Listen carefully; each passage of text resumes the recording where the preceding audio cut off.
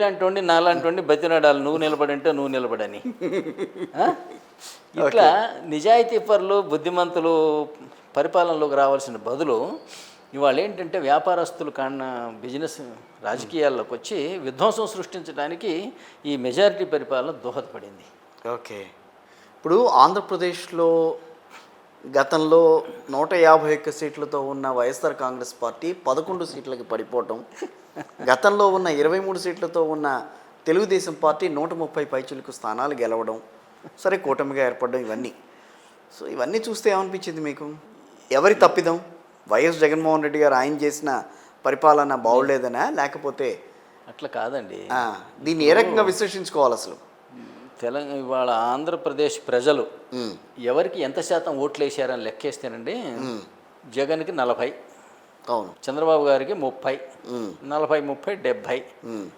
70లో ఏంటంటే ఇంకా 30 ఉంది. 70 కాకుండా ఒక 15 నుంచి 18 పవన్ కళ్యాణ్ గారికి వస్తాయండి. ఆయన 20 వస్తాయి అనుకోండి. ఓకే, 70, 20, 90. మిగతా 5% బీజేపీ, కాంగ్రెస్ అండి. అంటే మీరు గమనించినట్టయితే కాంగ్రెస్ బీజేపీలకి ఏమో 5%, పవన్ కళ్యాణ్ గారికి 20%, టీడీపీకి 30%, వైసీపీకి 40%. అంటే ప్రజామోదం ఎవరి వైపు ఉందండి? వైఎస్ఆర్ కాంగ్రెస్ పార్టీకి ఎక్కువ ఉంది. కానీ మీకు ఇంతసేపు నేను గంట సేపటి చెప్పిన కంఠశోష ఏదైతే ఉందో, ఈ మెజారిటీ ద్వారా పరిపాలన సాధించుకోవటం అనేది వచ్చేసరికి మెజారిటీ ప్రభుత్వం ఎవరు ఉండాలి అని నిర్ణయించే ప్రజల అధికారాన్ని ఎమ్మెల్యేలు అనే దళారీలు చేజిక్కించుకున్నట్టు అయింది. ఓకే, ఎవరు పరిపాలన చేయాలి అనేది ప్రజలు నిర్ణయించాలి ప్రజాస్వామ్యంలో. అవును, అది మీరు ఎమ్మెల్యేలని ఎంపీలని ఎన్నుకోవడం ద్వారా, వాళ్ళు రాష్ట్రపతిని ఎన్నుకోవడం ద్వారా అది ప్రతిఫలించేది. అవును. దాని బదులు మీరు ఏ రాష్ట్రానికి ఆ రాష్ట్రం సపరేట్గా ఇది వేరే రాజ్యం, భారతదేశంలో ఇది భాగం కాదు, అలా ఉండటం ఫెడరల్ అని అనుకున్న వల్ల ఈ అనేక మంది గ్యాంగులు కలిసి మేము అందరం కలిసి పరిపాలన చేస్తాము అంటే, అందరూ కలిసి పరిపాలన చేయండి అని ప్రభుత్వ అది ప్రజల అభిప్రాయం. అది ముందే కదండి. ఇప్పుడు ఎన్నికలకు ముందు ఏర్పడ్డ కూటమి, అది ఎన్నికల తర్వాత ఏర్పడితే మనం దాన్ని విమర్శించవచ్చు. మీరు వ్యాపారం చేయాలన్నా వ్యవహారం చేయాలన్నా ఒక పార్ట్నర్షిప్ ఫర్మ్గా రిజిస్టర్ చేస్తాం, లేదా ఒక కంపెనీగా రిజిస్టర్ చేస్తాం, లేదా ఒక సొసైటీగా రిజిస్టర్ చేసుకుంటాం. రాజకీయంగా ప్రవర్తించడానికేమో రాజకీయ పార్టీగా రిజిస్ట్రేషన్ చేసుకుంటాం. ఇది ప్రజాప్రాతినిధ్య చట్టం సెక్షన్ 29A కింద ఉంది ఈ రిజిస్ట్రేషన్ చేసుకోవటం అనేది. అందులో ఏముంటుంది? Section 2 clause F. అందులో రాజకీయ పార్టీ అనే దానికి డెఫినేషన్ ఉంటుంది. డెఫినేషన్ ఏంటంటే, it is an association of individual citizens. బాగా అబ్జర్వ్ చేయండి. It is association of individual citizens, okay, who have formed into a political party and registered under section 29A of the Representation of People Act. అంటే individual citizens can form political parties.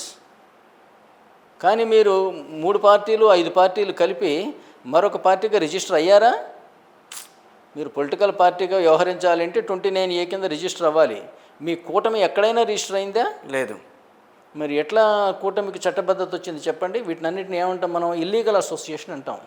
మీ మాటలు వైఎస్ఆర్ కాంగ్రెస్ పార్టీకి ఊతం ఇచ్చేలాగా ఉన్నాయి. నేను అనేది మీకు ఇలా అనిపించింది అంటే అది నా బ్యాడ్ లక్. నేను అంటున్నాను కదా, అంటే ఇట్లా మెజారిటీ ద్వారా అధికారంలోకి రావడం అనేది రాజ్యాంగ విరుద్ధం అని నేను చెప్పా. అవును అన్నప్పుడు మీకు వైసీపీకి అనుకూలంగా మాట్లాడాను మీరు అంటే ఎలా? కాకపోతే ప్రజాస్వామ్య ప్రక్రియ ఏ విధంగా పక్కదోవబడుతుందో మీకు వివరించడానికి మీరు వివరించానే తప్పించి వ్యక్తులకి ఆపాదించడానికి కాదు. ఈ విధంగా మీరు ఎవరికి వాళ్ళు ఇండివిజువల్గా పోటీ చేస్తే జగన్కి 175 సీట్లు వచ్చేవి. 174 కాదండి, 175. షూరా? మరి మీకు వచ్చింది 30% కదండి. నాకు 175 రాకుండా ఎట్టుంటాయి? ఇక్కడ తెలంగాణలో 39.5%కి కాంగ్రెస్ ప్రభుత్వం ఏర్పడింది. అక్కడ ఆయనకి 40 వచ్చినాయి, ముఖ్య ప్రత్యర్థికి 30% వచ్చినాయి. దీనివల్ల అయితే ఈ మెజారిటీ ద్వారా ప్రభుత్వం అవటం అనే సిస్టమ్కే నేను విరుద్ధం అండి. ఆ రోజు అనేక మంది ఇబ్బంది పడ్డారు. అచ్చెన్నాయుడు గారు ఇబ్బంది పడ్డాడు, చంద్రబాబు నాయుడు గారు ఇబ్బంది పడ్డాడు, ఇంకెవరు రఘురామకృష్ణరాజు గారు ఇబ్బంది పడ్డాడు, కోడెల శివప్రసాద్ గారు ఇబ్బంది పడ్డాడు. ఒకళ్ళిద్దరు కాదండి, అట్లాగే మీకేమైనా అనుమానం ఉందా నెక్స్ట్ జగన్ ఇబ్బంది పడ్డాని జైలుకు పోడని? ఇది ఆ ప్రజాస్వామ్యం మీకు అనిపిస్తుందా? ఇది రాజ్య వ్యవస్థలో ఇలా జరిగేది. గెలిచిన వాడు ఓడిపోయిన వాడిని జైల్లో పెట్టడం, వాడి ఆస్తులు లాక్కోవడం, ధ్వంసం చేయటం, కొట్టడం, తిట్టడం, అవమానం చేయటం, వీళ్ళ సైనికులు ఊళ్ళ మీద పడి కబ్జాలు చేయటం. ఇప్పుడు మళ్ళీ మీద అక్కడికే వచ్చింది. ఇది ప్రజాస్వామ్యం అని నమ్మి మేధావులందరూ దీని గురించి చర్చలు చేసి ఇట్లా మాట్లాడుతుంటే ఇది నాకు ఒక్కసారి ఇంత బాధ అనిపిస్తుంది నిజంగా. ఇది జరగదంటారా మీరు? Are you sure? జగన్ జైలుకు కూడా మీరు చెప్పండి. 100% పోతాడండి.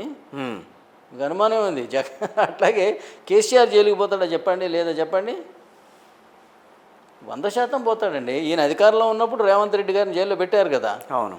ఏదో మరీ పెద్ద నేరం కూడా కాదు, ఏదో ఓటుకు నోటు అని. ఇవాళ రేపు ఓటుకు నోటు పంచనోడు ఎవడున్నాడండి? అసలు ఒక్క ఓటు కూడా రాదు కొనకపోతే. ప్రతి ఒక్కడు కొనుక్కుంటూ మనకి చేతిలో పోలీస్ ఫోర్స్ ఉంది కదా అని కేసు రిజిస్టర్ చేసి లోపల వేసాము. మరి ఇప్పుడు ఆయన అధికారంలోకి వచ్చే ఊరుకుంటాడా? సో ఆయన కూడా జగన్ గారిని జైల్లో పెట్టిస్తాడు కంపల్సరీ.